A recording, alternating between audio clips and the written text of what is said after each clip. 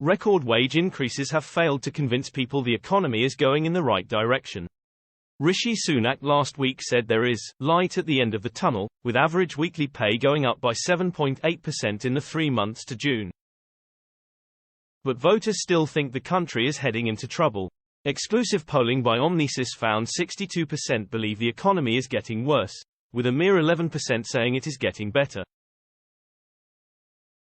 This is despite the latest figures showing inflation slowing to 6.8% in the year to July. With Labour at 36% in the polls and the Conservatives on 23%, the PM is under pressure to close the gap ahead of the next election. And the Treasury is taking action to show it is on the side of consumers. Minister Andrew Griffith signalled he wants banks to pass on the benefits of higher interest rates to savers. I and colleagues have been very clear we want to see savers who have had a tough deal in recent years offered the most competitive range of choices, he said. Banks have also been warned they will face fines if they fail to provide free cash withdrawal and deposit services within 1 mile of customers in urban areas and 3 miles in rural parts. The government is now facing calls to accelerate growth.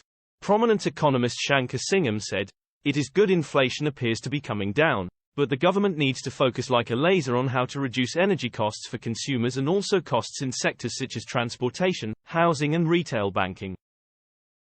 If we are to avoid stagflation, we must grow the economy." John Longworth, of the Independent Business Network, added, "Inflation will come down and the Bank of England must avoid even more damage by continuing to increase interest rates and pushing the UK into recession." Among Tory MPs there is relief at good news on the economy but pressure for the PM to deliver on NHS waiting lists and stopping migrants crossing the Channel.